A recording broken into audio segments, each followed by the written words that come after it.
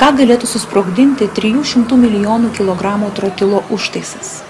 Būtent tokia galinga jėga balandžio 25-ąją 7,8 balo stiprumu sudrebino Nepalą.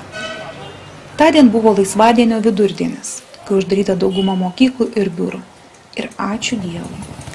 Griuvo 500 tūkstančių namų, palaidodami 8600 iš buvusiųjų viduje.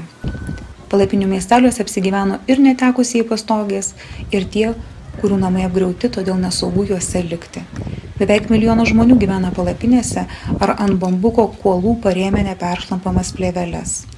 Žmonės šiuo metu labai baiminasi, nes birželio viduryje prasidės liūčių sezonas, kuris tęsis 100 dienų. Iki to laiko labai svarbu pastatyti kiek įmanoma daugiau laikinųjų pašiūrių. Nepalo vyriausybė pažadėjo kiekvienai šeimai suteikti po 14 skardos plokščių, nors Katmandu universiteto studentai paskaičiavo, kad minimalių poreikių nameliui prireiks mažiausiai 21 skardos gabalo.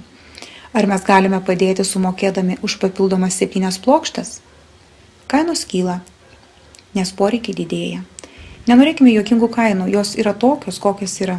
7 plokštės 70 eurų. Jei kiekvienas iš mūsų nupirktumėme bent po vieną plokštę, 7 jau galėtumėm pradžiuginti vieną šeimą. Jei mes nepadėsime, o prasidės liūčių sezonas, tuomet jau niekas nebepadės. Paaukoti nėra sudėtinga. Tinklapyje maltiečiai.lt paspauskite mygtuką aukoti. Paskirties laukelyje įrašykite žodį Nepalas.